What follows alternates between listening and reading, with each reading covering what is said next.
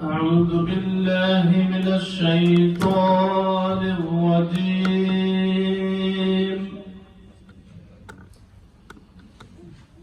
بسم الله الرحمن الرحيم.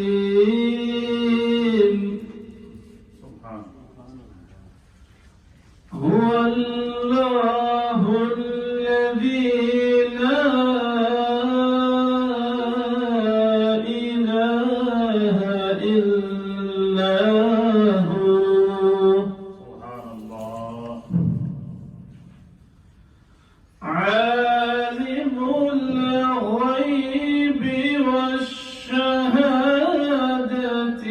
هو الرحمن الرحيم.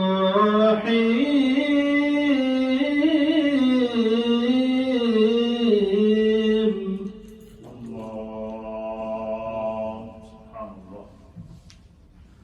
هو الله الذي لا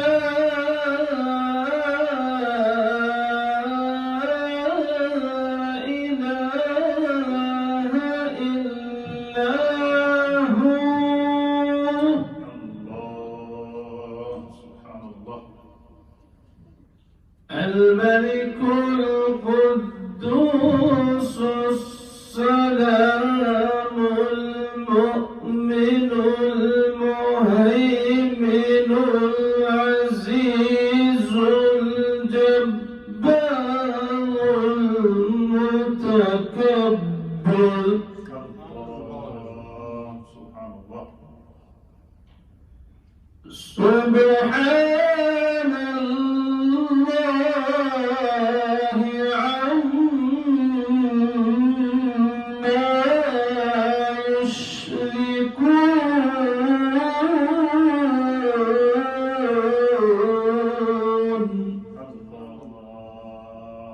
سبحان الله.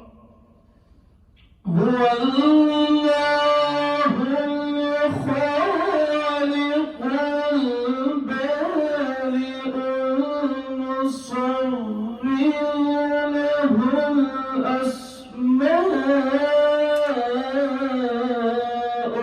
الحسنى.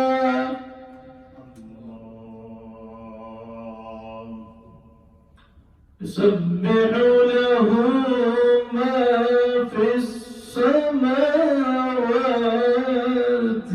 والأرض وهو العزيز الحكيم.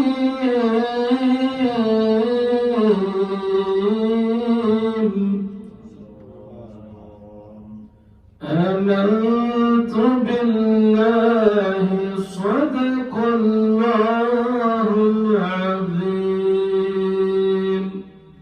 سبحان الله وبحمده سبحان الله العظيم. إن شاء الله نطلب القرآن.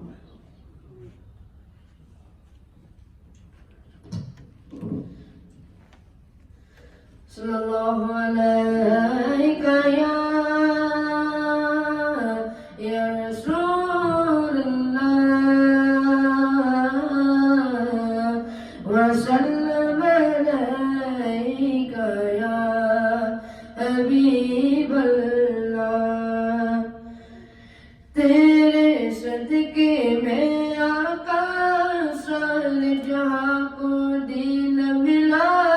بے دینوں نے کلمہ پڑھا لا الہ الا اللہ حسبی ربی جل اللہ ما فی قلبی غیر اللہ نور محمد صلی اللہ لا الہ الا اللہ حسبی ربی جل اللہ ما فی قلبی غیر اللہ نور محمد صلی اللہ لا الہ الا اللہ.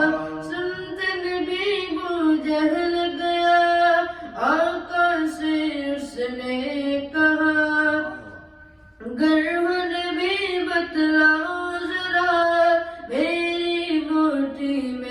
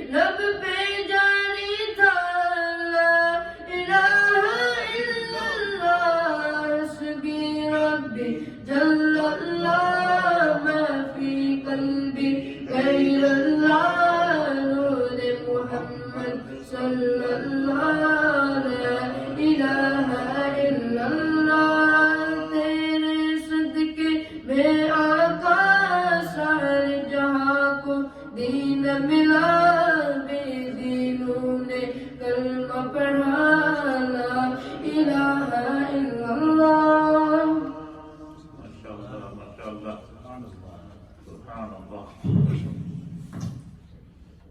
صلی اللہ علیہ رسول اللہ وسلم علیک یا حبیب اللہ سب کے پڑھیں صلی اللہ علیہ رسول اللہ وسلم علیک یا حبیب اللہ ماشاءاللہ حال دل کس کو سنائے آپ کے ہوتے ہوئے حال دل کس کو سنائے آپ کے ہوتے ہوئے کیوں کسی کے در پہ جائے آپ کے ہوتے ہوئے ماشاءاللہ میں غلام مصطفیٰ ہوں یہ میری پہچان ہے میں غلام مصطفیٰ ہوں یہ میری پہچان ہے غم مجھے کیوں کر ستائے آپ کے ہوتے ہوئے حال دل کس کو سنائے آپ کے ہوتے ہوئے اپنا جینا اپنا بینا اب اسی چوکھٹ پہ ہے اپنا جینا اپنا بینا اب اسی چوکھٹ پہ ہے ہم کہاں سرکار جی آپ کے ہوتے ہوئے حال دل کس کو سنائے آپ کے ہوتے ہوئے حال دل کس کو سنائے آپ کے ہوتے ہوئے میں گدائے مصطفیٰ ہوں یہ میری پہچان ہے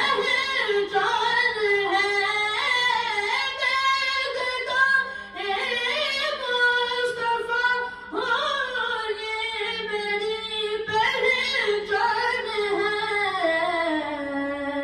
غم کیوں میرا پاس آئے آپ کے ہوتے ہوئے حال دل کس کو سنائے آپ کے ہوتے ہوئے کیوں کسی کے در پہ جائے آپ کے ہوتے ہوئے ماشاءاللہ آپ نے دیکھا کہ ہمارے یہ جو بچے ہیں یہ ڈیلی نئی نعت تیار کر کے آتے ہیں ماشاءاللہ ان میں بہت محنت کر رہے ہیں اللہ تعالیٰ برکتیں دے اور انشاءاللہ بھی آپ حضرت مولانا عارف صاحب قادری کا پیغام محبت سنیں گے السلام علیکم ورحمۃ اللہ وبرکاتہ علیکم السلام ورحمۃ اللہ الحمدللہ رب العالمین والصلاة والسلام علی سید المرسلین وعلی آلہ واصحابہ اجمعین الصلاة والسلام علیک یا رسول اللہ الصلاة والسلام علیک یا رسول اللہ الصلاة والسلام علیک یا حبیب اللہ الصلاة والسلام علیک یا حبیب وعلی آلک وعلی وعلى آلك وأصحابك وأصحابك يا نور الله يا نور الله صلى الله تعالى عليه وسلم. صلى الله تعالى عليه MashaAllah. Indeed, as I said, that these two young brothers, they do put a lot of effort in, MashaAllah, maybe also their parents, in preparing them, preparing a new naat every day, MashaAllah. So keep it up, Alhamdulillah. Yesterday we talked about two things. One was the body and one was the soul. Subhan. And as I mentioned, that all year round we tend to focus on the body and we neglect the soul. And so at least for this month of Ramadan, the focus should entirely be on the soul and the body should take a back seat. At least for this month, inshallah. Today we are going to look at two other things. Subhan. Similar, but not the same. We have two other things, mashallah. One is the nafs and one is the ruh, which can be termed as soul. Subhan. We all have nafs. Nafs is the thing in us which calls us towards leisure, pleasure, towards bad things. Inna nafsa la ammaratum bis-su. That nafs always calls you towards su, towards bad things. Nafs always wants to relax. Nafs always wants to not obey. Nafs always is like a wild animal. It just wants to be wild. And what we need to do with our nafs is to control it, is to tame it. How do you control your nafs? How do you tame your nafs? By saying no to it. We have to say no to our nafs. Just like if we have a child and the child keeps asking for this and this and this and that, at times you have to say no to the child, isn't it? If a child does not hear no, then the child becomes spoiled. Because the child is getting everything that it wants. And so, one day it wants a good thing, the second day it might want a bad thing. But because the child never hears no, then it will want the bad thing no matter what. In the same way, our nafs, it normally keeps asking about bad things, but sometimes we have to say no even to good things, so that the nafs don't get into a habit of listening to yes. We have such great examples in our glorious history, where the Sahaba and the Mashayikh and the awliya, they said no, not to haram things, but to halal things too. Like there were awliya Allah who would want to eat something sweet once in a while, but they would say no to their nafs, even though sweet is halal. Okay, I'm not talking about these sweets which we get. The sweet which is halwa or something. Okay? It is absolutely halal, but they would say no to their nafs. If they ever wanted to have something cold to drink, again they would say no to themselves, they would say no to their nafs. And no.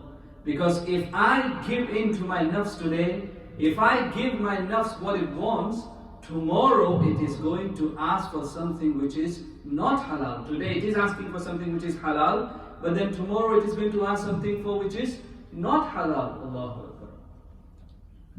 Sayyidina Abu Bakr as-Siddiq radiallahu ta'ala anhu, one day he said to his wife that I feel like having something sweet. Do you have something sweet? And you know what she said? She said, you don't earn enough for me to make you sweet. You only earn enough so that we can have, meals to survive. Sweet is a luxury, and you don't earn enough. And then after a while, the wife, she served him sweet. Radiallahu ta'ala.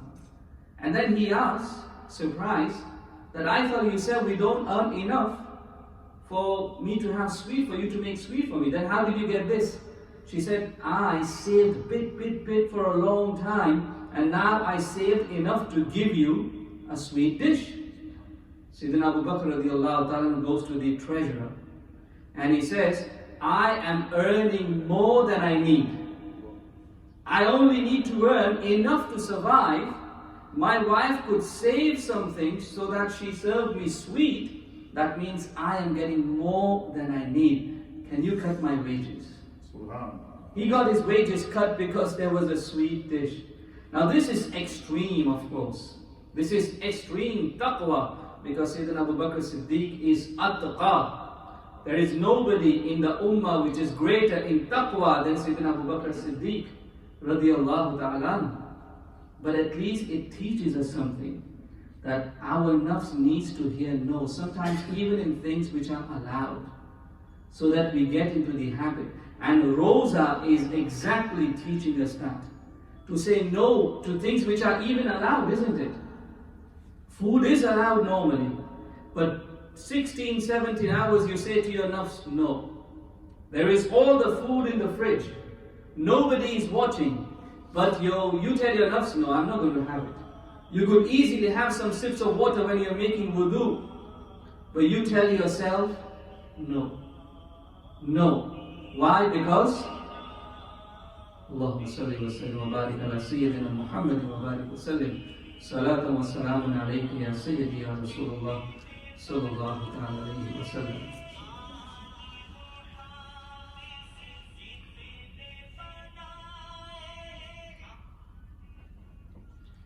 Anyway, so Rosa is teaching us to say no even to halal things, isn't it?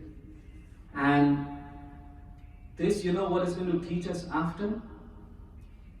It teaches us self-power. You know, we have power within ourselves to say no to certain things. It teaches us that we have a potential to say no. You know, there are so many people out there who have some kind of addiction. Cigarettes, for example. They smoke. And outside Ramadan, they will say, I cannot give up smoke. I can't give it up. I have 20 a day. I have 10 a day. I can't live without smoking. But Ramadan, what happens? They stop smoking. They stopped smoking for 20, 21 hours in the years before when the fast was that long, now like 16, 17 hours. So Rosa is teaching us you can say no to all these addictions. Ma'azallah, drugs or whatever you are on. May Allah save us all and save our children too, inshallah, and save our community. But these addictions where you thought, your nafs thought you can never give it up, alhamdulillah, what did Rosa teach us? You can say no. So if you can stay away from smoking for 30 days in a row, for 16, 17 hours, then say to yourself, even after Ramadan, I will not smoke, inshallah. I will not smoke. You say no to your nafs, inshallah. And that is what Ramadan is teaching us, to say no. And you know, somebody said very beautifully last thing, inshallah, that all year round, our nafs is feeding and our ruh is starving. Because we don't give enough nourishment to our ruh. In this month, we should starve our nafs and feast our ruh. And as I said yesterday, what is the feast of the soul? What is the nourishment of the soul? The zikr of Allah. The Quran, the Taraweeh, the Salah, all these things are nourishment and food for the ruh. In this month, the ruh should be feasting and the nafs should be starving, inshallah. Because nafs is something which pulls you down. It pulls you down. And our place is not down, our place is above. We need to rise above. The more you say no, the more you break the shackles of the nafs, the more you will rise to the destination where we belong, inshallah. And for that we need sabr. And inshallah, hopefully tomorrow we will talk about sabr. From tomorrow we have our classes starting, inshallah. Hamari classes shuru ho rahi, lekin inshallah I will try my best to make it here for the dars, inshallah. Tabarak wa ta'ala. May Allah give us the tawfiq. Wa akhiru da'wana alhamdulillahi rabbil alameen. Assalamu alaikum wa rahmatullahi wa barakatuh. ماشاء اللہ سبحان اللہ و بحمدہ سبحان اللہ العظیم. حضرات محترم، یہ عشرۂ رحمت ہے، اور آؤ مل کر اللہ کی رحمتوں کو سمیٹیں.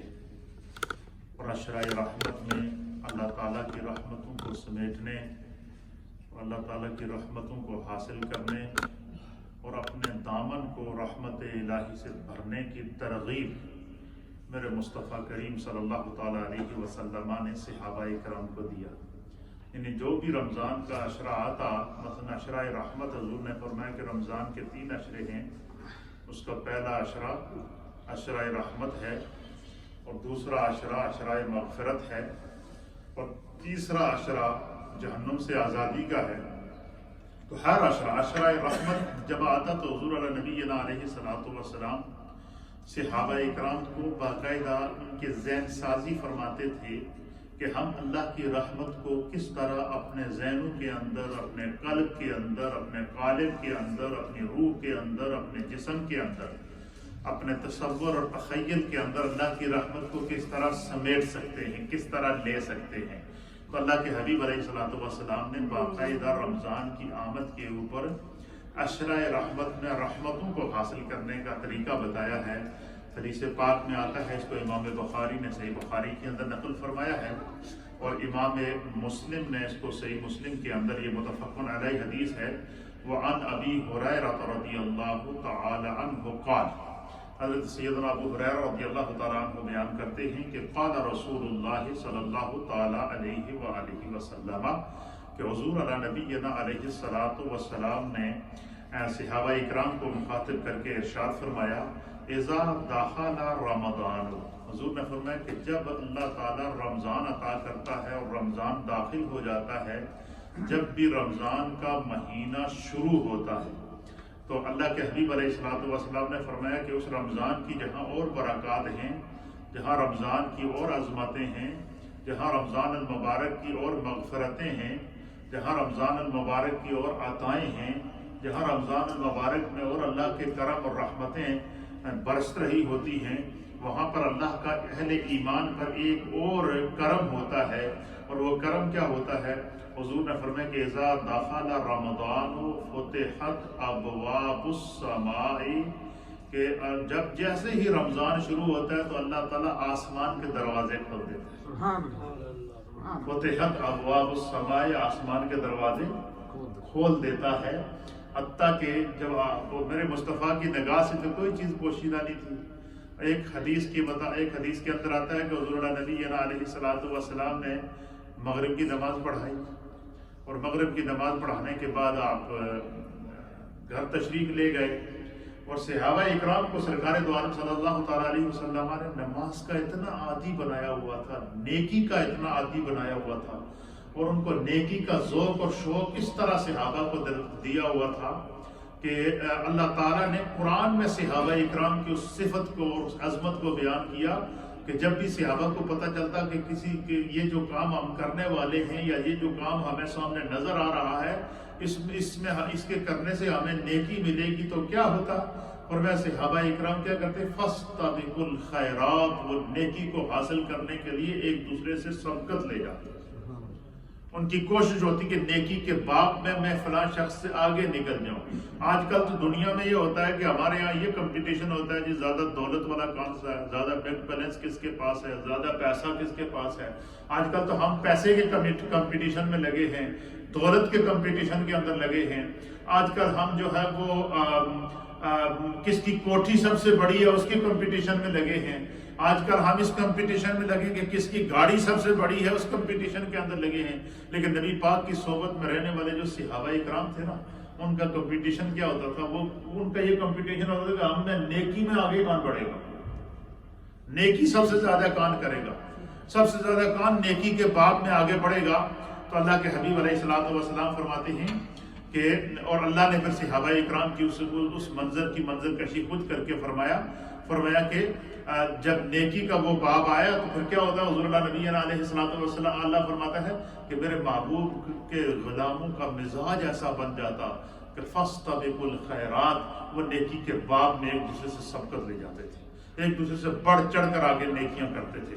اور پھر کیا ہوتا تھا؟ حضور نبی علیہ الصلوۃ والسلام نے فرمایا کہ جب رمضان آیا، اب عشرہ رحمت جب آتا تو حضور علیہ السلام اللہ کی رحمت کے نظارے بیان کرتے، اللہ کی رحمت کی برسات بیان کرتے، اللہ کی رحمت بندے مومن کو کس طرح گھیر لیتی ہے، سرکار اس مناظر کو بیان کرتے.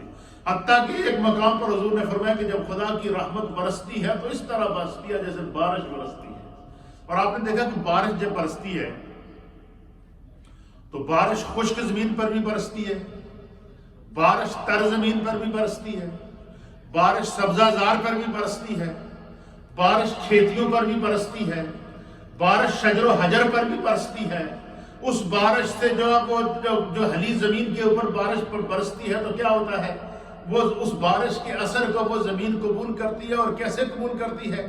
بارش کے اثر کو زمین اس طرح قبول کرتی ہے کہ اس سے تازہ فصلیں نکلتی ہیں، تازہ فصلیں نکلتی ہیں. وہ زمین، جس زمین کے اوپر جتنی اچھی بارش ہو یا جس زمین کو جتنا پانی ملے اتنی اس کی فصلیں اچھی ہوتی ہیں. یہ ہے، یعنی آپ سارے زمیندار لوگ ہیں. پھر اسی طریقے سے وہی بارش جب پھلوں کے اوپر پڑتی ہے تو اس سے پھل پیدا ہوتے ہیں، درختوں کے ساتھ پھل لگتے ہیں. اسی بارش سے، اس بارش کی تاثیر سے اس درخت کا پھل پک جاتا ہے، پھر وہ پھل میٹھا ہوتا ہے. اور وہی بارش جب پتھر پر پڑتی ہے، پتھر وہیں کا وہیں پڑا رہتا ہے. وہ بارش زمین پر پڑے تو سبزہ اگاتی ہے، وہ بارش پھلوں پر پڑے تو پھل جو درختوں کے ساتھ پھل لگ جاتے ہیں. وہ بارش اگر فصل پر پڑے تو فصل تیار ہو جاتی ہے. وہ بارش اگر سبزہ زار پر پڑے تو ہری بھری کھیتیاں نظر آتی ہیں. وہ بارش اگر آبشاروں کے اوپر پڑے، دریاؤں پہ پڑے، سمندروں پہ پڑے تو پانی کے فواروں کا ایک عجیب و غریب منظر پیش کرتی ہے. اور اس بارش سے جس طرح زمین، ہر طرح کی زمین اثر بھی قبول کرتی ہے. کچھ بارش وہ ہے کہ جو درختوں پر پڑتی ہے تو ان میں ہریالی آ جاتی ہے، لیکن کچھ وہی بارش ہے جو درخت پر پڑی تو اس کو ہرا کر دیا. وہی بارش ہے پھل پر پڑی تو اس کو پکا دیا.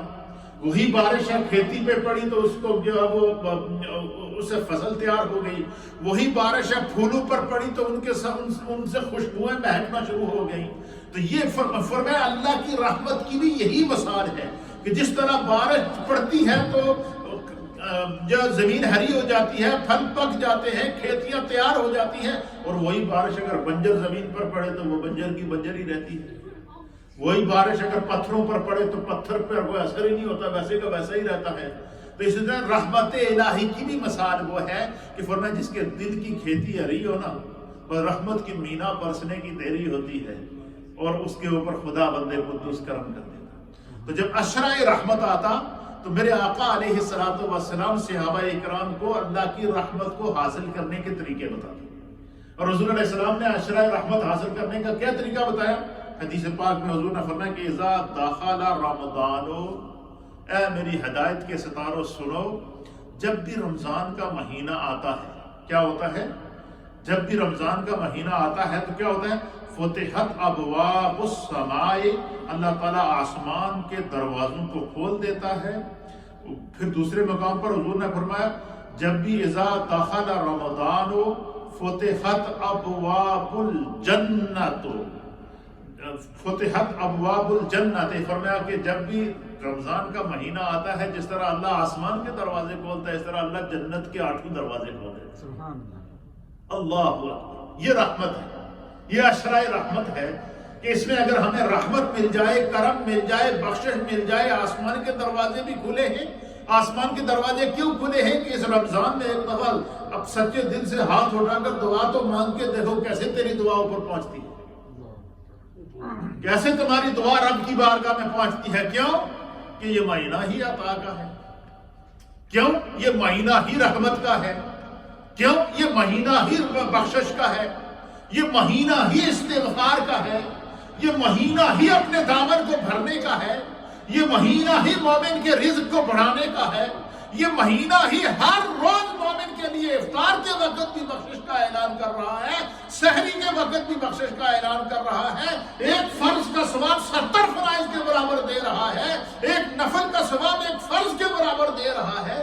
اتنی نیکیاں، اتنا کرم، اتنی رحمت. اس لیے فرمایا کہ جس طرح بارش برستی ہے جو جتنی زمین ہری ہوتی ہے، جتنی زمین نرم ہوتی ہے، اتنا وہ اس کو فائدہ پہنچاتی ہے۔ اسی طرح فرمایا مومن کے اندر جو دل ہے نا، دل یہ بھی ایک کھیتی ہے۔ ہمارا جسم مٹی سے بنا ہوا ہے، مٹی کا حصہ ہے۔ تو انسان کی جیسے زمین کے مختلف حصے ہوتے ہیں، کوئی ایسا سخت ہوتا ہے، کوئی نرم ہوتا ہے، کوئی جو ہے وہ بہار آفری ہوتا ہے، کوئی خوشبو آفری ہوتا ہے۔ اسی طریقے سے یہ مختلف قسم کے کیا ہیں جو ہے وہ زمین کے حصے ہیں۔ اس طرح انسان کی باڈی کے اندر ہڈی ہے، وہ بھی باڈی کا حصہ ہے لیکن بڑی سخت ہے۔ اس کی باڈی کے اندر گوشت ہے، وہ بھی باڈی کا حصہ ہے تو کچھ نرم ہوتا ہے۔ اس کے اندر ایک احساس ہے کہ ذرا سے اس کے اندر خوف خدا، خشیت الہی پیدا ہو جائے تو آنکھیں برسنا شروع ہو جاتی ہیں۔ کیوں؟ کہ اس کے دل کی کھیتی بڑی نرم ہے، بس وہ انتظار کرتی ہے کہیں سے رحمت کی ہوا کا جھونکا آ جائے، کہیں سے مغفرت کی ہوا کا جھونکا آ جائے، کہیں سے رب کی طرف سے عطا کا کوئی کرینہ آ جائے۔ تو جب عشرہ رحمت آتا تو حضور اللہ نبی علیہ السلام کیا فرماتے کہ صحابہ اکرام کو رحمت الہی کے حاصل کرنے کے لیے حضور نے فرمایا کہ اس رمضان کے شروع ہوتے ہی کیا ہوتا ہے، آسمان کے دروازے کھول دیے جاتے ہیں، وفتحت ابواب الجنت، اور جنت کے دروازے کھول دیے جاتے ہیں، اور پھر کرم بالائے کرم اللہ تعالیٰ اپنی مخلوق پر اس رمضان کے اندر فرماتا ہے۔ وہ کیا ہے؟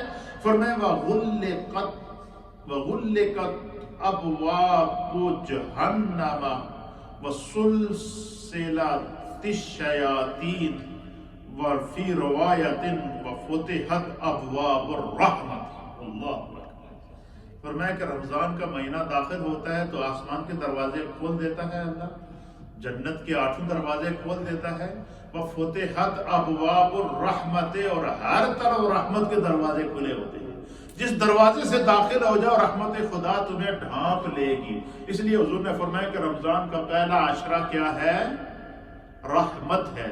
رمضان کا پہلا عشرہ رحمت ہے، تو فرمایا کہ مل کر اللہ کی رحمت کو سمیٹا کرو، اور فرمایا کہ پھر کیا ہوتا ہے؟ وغلقت ابواب جہنم، اللہ تعالیٰ جہنم کے دروازوں کو پورا مہینہ بند کر دیتا ہے۔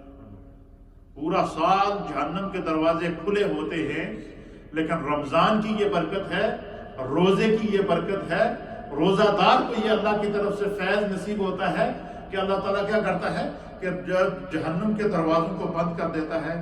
اور صرف یہی نہیں، وَسُلْسِلَتِ الشَّيَاطِينَ، اور وہ شیطان جو پورا سال انسان کو ورغلاتا رہتا ہے، اس میں وسوسے ڈالتا رہتا ہے، اس کو سبز باغ دکھاتا رہتا ہے، اس کو طرح طرح کی جو ہے وہ اپنی طرف مائل کرتا ہے اور کہتا ہے کہ جو ہے وہ تو یہ کام کر لے، ابھی بہت رات باقی ہے، تھوڑا سا سو جا، اور اتنا سلایا کہ فجر چلی گئی، ابھی جا بہت ٹائم باقی ہے، بعد میں نماز پڑھ لینا، پتہ چلا نماز کا وقت نکل گیا۔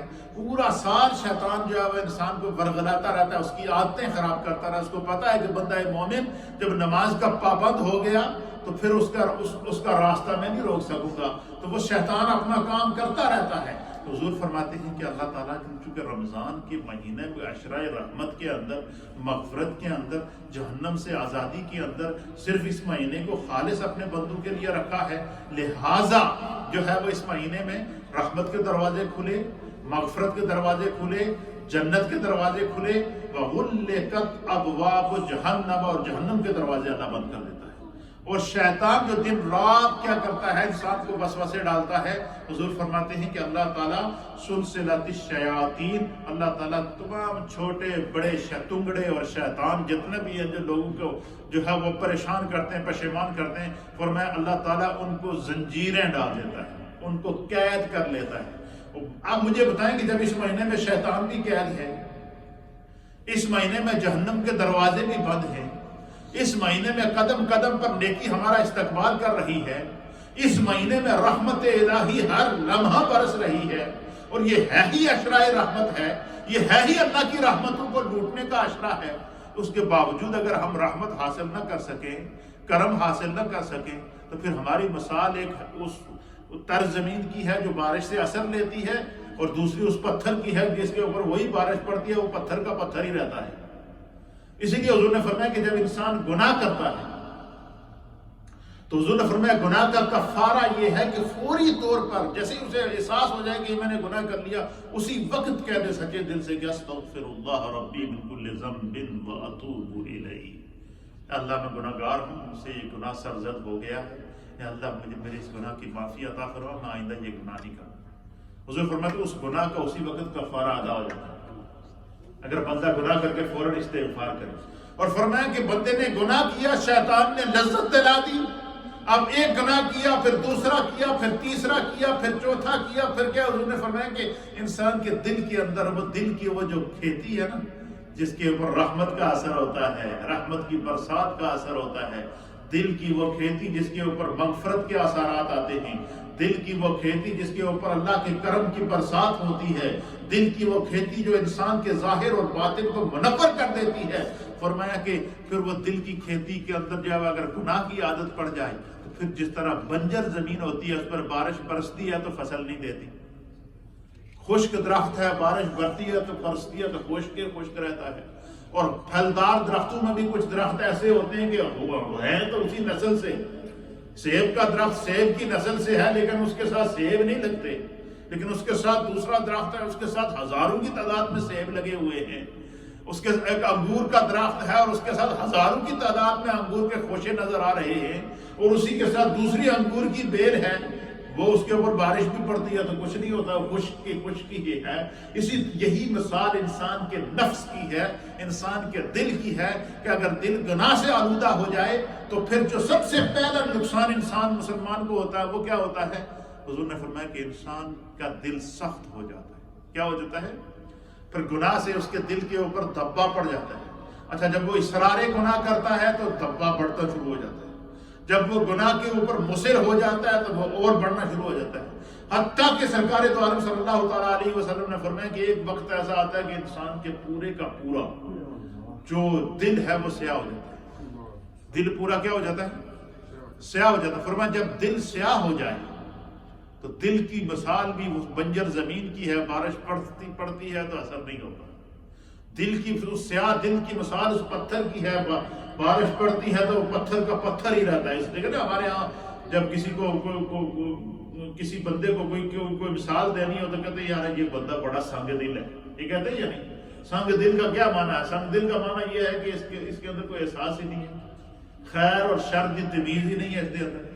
تو فرمایا کہ دل کی جو کھیتی ہے اس کو ہمیشہ ہرا رکھو، دل کی کھیتی کو اس طرح ہرا رکھو کہ حضور علیہ السلام نے فرمایا کہ انسان کے جسم کے اندر ایک گوشت کا لوتھڑا ہے۔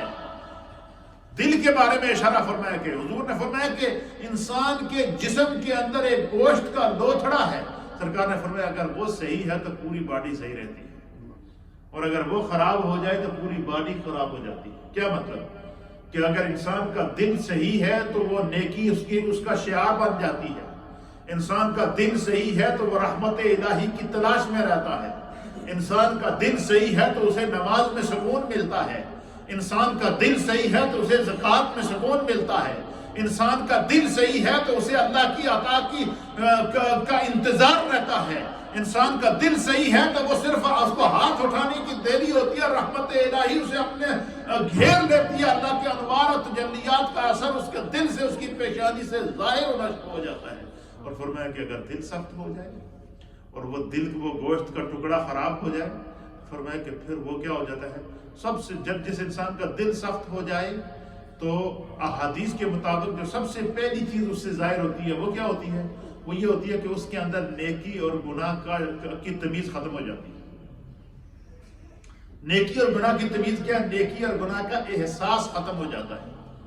پھر اس کے اندر جو ہے وہ ایک عجیب و غریب قسم کی کیفیت آ جاتی ہے کہ بھائی نیکی کو نیکی نہ سمجھے، گناہ کو گناہ نہ سمجھے۔ تو آسان ترجمہ ہے کہ اس کا دل پتھر بن جاتا ہے، تو جب پتھر کے اوپر بارش ہوئے تو وہی اسے پتھر ہی رہتا ہے، اور نہ ہوئے پھر بھی پتھر ہی رہتا ہے۔ اور وہی بارش اگر فصل پہ پڑے تو فصل تیار، پھولوں پہ پڑے تو پھول مہکنا شروع ہو جاتے ہیں، پھلوں پہ پڑے تو پھل پکنا شروع ہو جاتے ہیں، ماحول کو منور کر دیتے ہیں۔ اس لیے حضور نے فرمایا کہ اپنے دلوں کی کھیتی کو اللہ کے محبوب کے عشق سے کیا کرو؟ تر رکھو، اپنے دل کی کھیتی کے اندر خوف خدا کا نور رکھو، اپنے دل کی کھیتی کے اندر تقوی کا نور رکھو۔ اور اسی لیے فرمایا کہ جب رمضان کا مہینہ آتا ہے تو کیا ہوتا ہے؟ اللہ نے بندہ مومن پر روزے فرض کر دیے ہیں، اور کیا ہوتا ہے جس طرح کہ ہم سال میں ایک دفعہ اپنی گاڑی کی کیا کرتے ہیں؟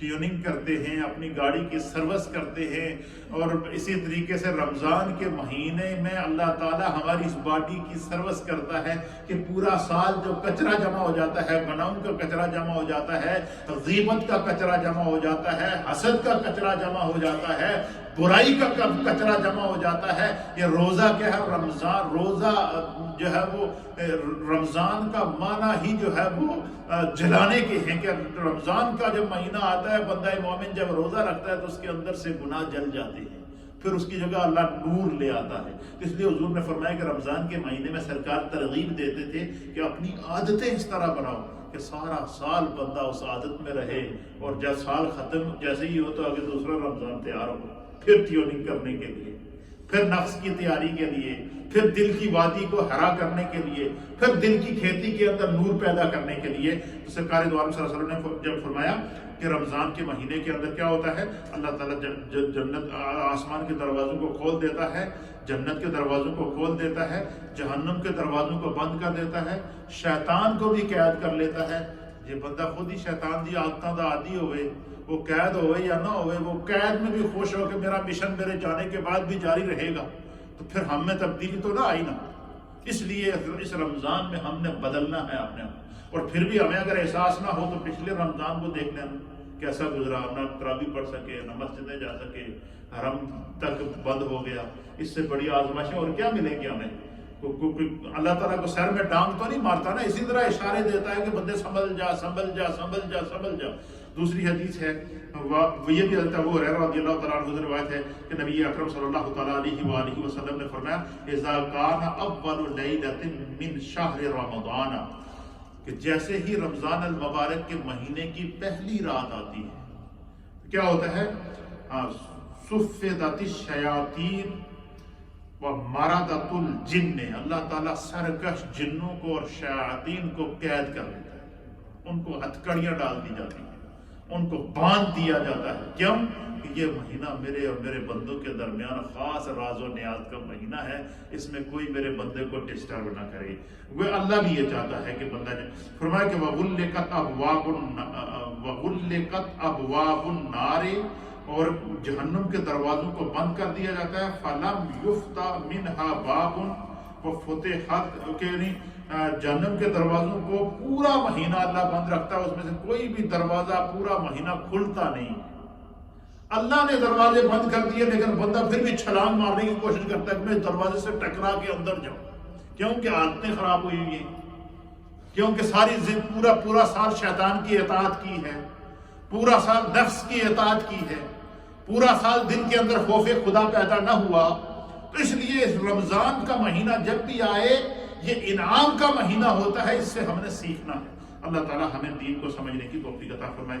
پھر حضور علیہ السلام نے فرمایا وَفُتِحَتْ أَبْوَابُ الْجَنَّةِ فَلَمْ يُغْلَقْ مِنْهَا، فرمایا کہ اللہ تعالیٰ رمضان کی پہلی رات کو کیا کرتا تھا؟ جنت کے دروازے کھول دیتا ہے، پھر آخری دن تک وہ دروازہ بند نہیں ہوتا، کھلا ہی رہتا ہے۔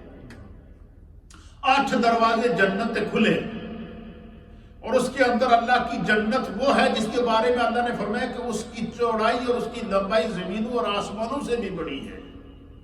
اس کے اندر خدا نے ہر طرح کی نعمت رکھی ہے، اتنی بڑی جنت کہ جو آسمانوں 7 زمینوں سے بڑی، اتنی بڑی جنت کہ جو 7 آسمانوں سے بڑی، اتنی بڑی جنت کہ خدا نے اس کے اوپر اپنی تمام نعمتوں کا بندہ مومن کے لیے رکھا ہے۔ اور دوسری طرف جہنم بند ہے، تالے لگے ہوئے ہیں، شیطان بند ہیں، ہر چیز بند ہے۔ تو بندہ اس جنت میں جانے کے بجائے پھر بھی جا کے جہنم کو ٹکرے مارے تو پھر اس میں کس کا قصور ہے؟ اس لیے حضور علیہ السلام صحابہ کو ترغیب دیا کرتے تھے کہ جب خدا کا انعام ملے تو اس سے فائدہ اٹھاؤ، جب رمضان آئے تو اس کو فائدہ اٹھاؤ، اپنے مزاج کو بدلو۔ من حیث الامہ اس وقت ہم بڑی مشکل میں، بڑے مسائل کا شکار ہیں، آزمائشوں کا شکار ہیں۔ اس کی وجہ یہ ہے کہ ہم نے خدا اور رسول کی پیروی چھوڑ دی، نفس کی پیروی کر رہے ہیں۔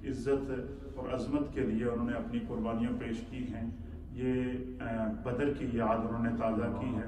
تو ان عظیم شہداء کے اصحال ثواب کے لیے جو وہاں زخمی بے یار و مددگار ہیں ان کے لیے ان کی شفا یابی کے لیے، اور جن لوگوں نے اس انجام بد کو انجام دے کر عاشقان مصطفیٰ کے اوپر ظلم کی جو ہے وہ داستان رقم کی ہے، ان کے انجام بد کے لیے اللہ تعالی ہم سب کو دین کو سمجھنے کی توفیق عطا فرمائے اور نبی پاک صلی اللہ تعالی علیہ وسلم کی محبت نصیب فرمائے.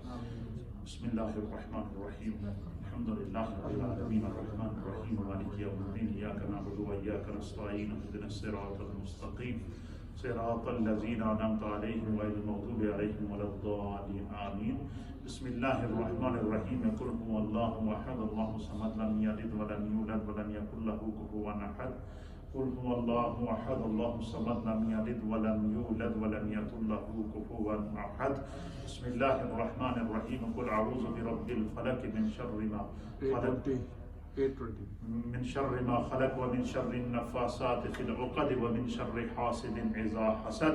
بسم الله الرحمن الرحيم. قل اعوذ برب الناس ملك الناس اله الناس من شر الوسواس الخناس الذي يوسوس في صدور الناس من الجنة والناس. یا رب بالمصطفیٰ بلغ مقاصدنا واغفر لنا ما مضى یا واسع الکرام. یا رب کریم جتنے جملہ کلمات طیبات پڑھے گئے ہیں قرآن حکیم کو ختم کیا گیا ہے، اس مجلس ذکر و دعا اور اس افطار اسپیشل کے خصوصی پروگرام کا اہتمام اور انصرام کیا گیا ہے، اللہ اسے اپنی بارگاہ میں قبول و منظور فرما. اس کا ثواب نبی اکرم نور مجسم جناب سید العالمین محمد الرسول اللہ صلی اللہ تعالی علیہ وآلہ وسلم کی بارگاہ اقدس میں ہدیتاً اور تحفتاً پیش کرتے ہیں، قبول و منظور فرما. تمام انبیاء کرام کی بارگاہ مقدسات میں پیش کرتے ہیں، قبول و منظور فرما.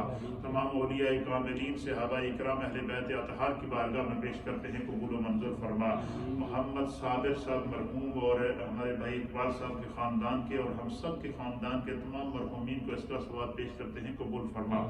بالخصوص اللہ ان تمام کلمات طیبات کا ثواب شہدائے ناموس رسالت سانحہ لاہور کے آج کے شہداء، اللہ ان کی ارواح کو اس کا ثواب پیش کرتے ہیں، قبول فرما. یا اللہ ان کی روحوں کو اپنی بارگاہ میں مقبول فرما. یا اللہ تیرے محبوب کی محبت اور عشق کے اندر نہتے لوگوں نے رسول اللہ کی محبت کے لیے اپنا مال جان عزت آبرو جان ہر چیز قربان کر دی ہے، اللہ ان کی قربانی کے صدقے ملک پاکستان کی حفاظت فرما. یا اللہ اس کو اشرار کی شر سے محفوظ فرما. جن ظالموں نے اللہ جی اس انجام بد کو انجام دیا ہے، اللہ ان کو اس زندگی میں عبرت کا نشانہ بنا. یا رب کریم اپنے محبوب کے صدقے جو وہاں زخمی بے یار و مددگار ہیں غیب سے ان کی مدد فرما. جس طرح تو نے بدر میں صحابہ اکرام کو فرشتوں کے ذریعے اللہ مدد کی تھی، ان نبی پاک کے عشاق کی اللہ غیب سے مدد فرما. یا رب کریم نبی پاک کی امت کی خیر فرما. یا اللہ ہم سب کے گناہوں کو معاف فرما، صغیرہ گناہوں کو معاف فرما، کبیرہ گناہوں کو معاف فرما، دانستہ اور نادانستہ گناہوں کو معاف فرما، عمدن اور خطاً گناہوں کو معاف فرما. اللہم انی لک سنت وبک آمنت وعلیک توکلت وعلی رزقک افطرت رب اغفر وارحم وانت خیر الراحمین. افطار کا وقت ہوا چاہتا ہے.